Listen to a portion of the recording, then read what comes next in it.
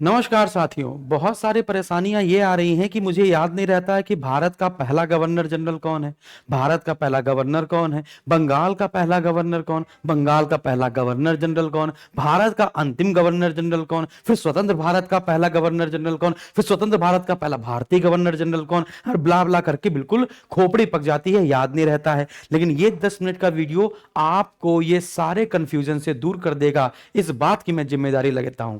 तो चलिए स्टार्ट करते हैं। सबसे पहले आपको याद करना है बंगाल का, ठीक है ना। सबसे पहले आपको याद करना है बंगाल, कि बंगाल का पहला गवर्नर, ठीक है ना, क्या बंगाल का प्रथम गवर्नर, ठीक है ना, ये वाला। तो इसे हम लोग कहते हैं अंग्रेजी सरकार का गीदड़। तो बंगाल का पहला गवर्नर आपसे पूछा जाएगा, तब आपका उत्तर आएगा लॉर्ड क्लाइव। क्या उत्तर आएगा मेरे साथियों? तो आपका उत्तर आएगा लॉर्ड क्लाइव। अब क्या हुआ, बंगाल के साथ साथ बंबई और मद्रास भी अंग्रेजों के अधीन आ गया। तो अब जो बंगाल का गवर्नर था वो बन जाएगा बंगाल का गवर्नर जनरल, है ना। तो अब आपसे पूछा जाएगा कि बंगाल का प्रथम गवर्नर जनरल, बंगाल का प्रथम गवर्नर जनरल, बात समझ में आ रही है? तो पहले बंगाल में गवर्नर होता था, फिर गवर्नर क्या बन गया, गवर्नर जनरल, यानी कि वो बंगाल, मद्रास और बंबई तीनों के लिए नियम बनाएगा। तो गवर्नर जनरल जब पूछा जाएगा तब आपका उत्तर आएगा वॉरेन हेस्टिंग्स। तब आपका उत्तर क्या आ जाएगा बच्चों? Warren Hastings. अब धीमे धीमे क्या हुआ, अब अंग्रेजी सरकार सत्ता बढ़ी और बढ़कर उसने पूरे भारत पर कब्जा किया।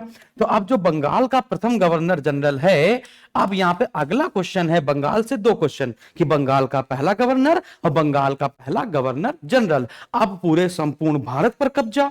तो अब क्या होगा कि बंगाल का प्रथम गवर्नर जनरल जो था या गवर्नर जनरल जो था, अब वो भारत का गवर्नर जनरल बन जाएगा। तो क्वेश्चन पूछा जाएगा कि भारत का प्रथम गवर्नर जनरल, भारत का प्रथम गवर्नर जनरल, ठीक है ना। अब यहां पर इसका आंसर आ जाएगा लॉर्ड विलियम बेंटिक। क्या आंसर आ जाएगा? Lord William Bentinck. हाँ बिल्कुल, जैसे ही आप इसका नाम सुनते हैं आपको सती प्रथा ये सब याद आ जाता है, राजा राम मोहन राय 1829 वाला। बिल्कुल सही सोच रहे हैं।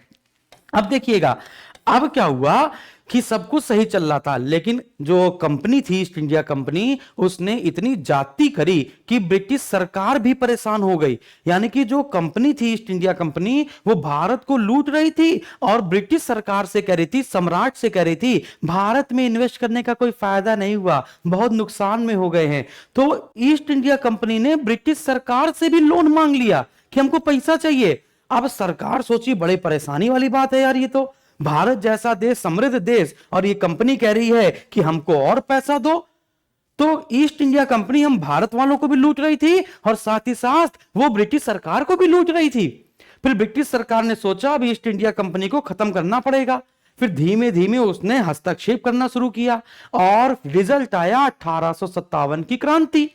और 1857 की क्रांति के बाद महारानी विक्टोरिया को मौका मिल गया और उन्होंने कहा अब ईस्ट इंडिया कंपनी भारत में काम नहीं करेगी, अब वो सीधे मेरे अधीन काम करेगा भारत। तो क्या हो गया, ईस्ट इंडिया कंपनी की बागडोर खत्म कर दी गई और ब्रिटिश सम्राट के हाथ में या महारानी विक्टोरिया के हाथ में सीधे भारत की बागडोर पहुंच गई।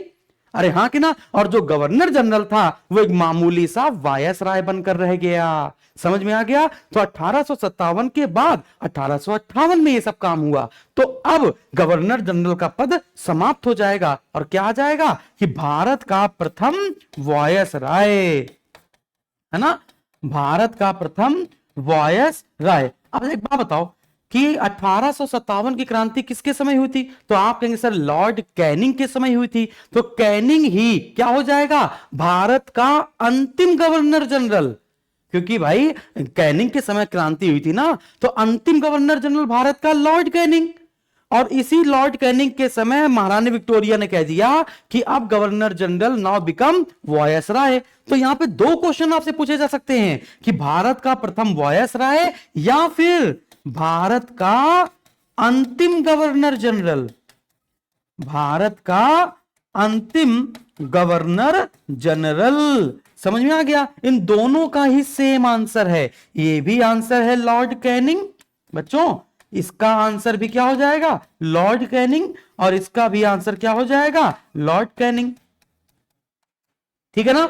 आप लॉज हटा सकते हो, आप दुष्ट कैनिंग कर सकते हो, है ना। चलो इतनी बात आपको समझ में आई, यहां तक हमको बात क्लियर हो गई। अब इसके बाद यहां पर क्वेश्चन क्या पूछा जाएगा कि हमारे पास कौन आया, लॉर्ड माउंटबेटन, और माउंटबेटन ने तो हमारी आजादी की घोषणा करवाई थी, अरे हां कि ना। तो देखिएगा यहां पे ये 4 क्वेश्चन आपको समझ में आए। अब पांचवा यहां पर ये क्वेश्चन है कि भारत का अंतिम वायसराय, अरे हां कि ना, भारत का अंतिम वायसराय, ठीक है ना। या फिर एक क्वेश्चन और भी पूछेगा, वायसराय की जगह कभी कभी एग्जामिनर कह देता है भारत का अंतिम गवर्नर जनरल, भारत का अंतिम गवर्नर जनरल। लेकिन कब भाई, वायसराय पद तो लगातार चलेगा, लेकिन ये जो गवर्नर जनरल फिर से एक नया शब्द आ गया है, वो कब आया है, जब भारत को आजादी मिल गई थी। यानी कि यहां पर एक नया शब्द आपको जोड़ना पड़ेगा, स्वतंत्र भारत। अगर आपसे पूछा जाएगा भारत का अंतिम गवर्नर जनरल तो कहेंगे लॉर्ड कैनिंग, लेकिन स्वतंत्र भारत का अंतिम गवर्नर जनरल, या फिर यहीं पर एक और क्वेश्चन कि स्वतंत्र भारत का प्रथम गवर्नर जनरल, स्वतंत्र भारत का प्रथम गवर्नर जनरल, क्योंकि भाई लॉर्ड माउंटबेटन ने हमारी आजादी की घोषणा करी थी, तो हमारी आजादी से पहले वो वायसराय था, हमारी आजादी से पहले वो वायसराय था। क्या ये बात आपको समझ में आ रही है। तो इन तीनों क्वेश्चन का आंसर क्या लगाना है, इन तीनों क्वेश्चन का आंसर होगा लॉर्ड माउंटबेटन। क्या हो जाएगा बच्चों, लॉर्ड माउंटबेटन।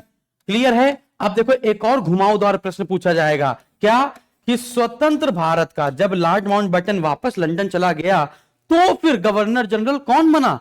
तो स्वतंत्र भारत का प्रथम पूछा जाए या स्वतंत्र भारत का अंतिम पूछा जाए, लेकिन कौन सा, भारतीय गवर्नर जनरल, भारतीय गवर्नर जनरल।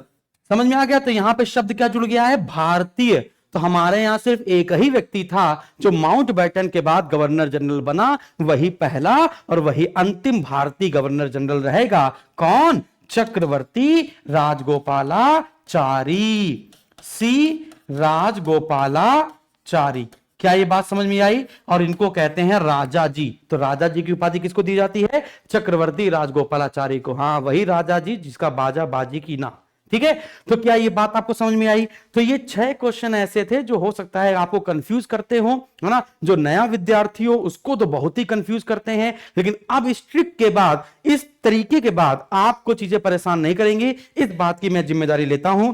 मुझे लगता है कि मैं समझा पाया। अगर स्वतंत्र भारत का अंतिम गवर्नर जनरल, यहां पे कहीं पर भी भारतीय नहीं लिखा ना, इसलिए इन तीनों के आंसर सिर्फ एक रहेंगे, लॉर्ड माउंटबेटन। मजा आई हो जरूर लाइक करें, शेयर करें, चैनल को सब्सक्राइब करें और कमेंट करके जरूर बताएं कि कैसा लगा। धन्यवाद।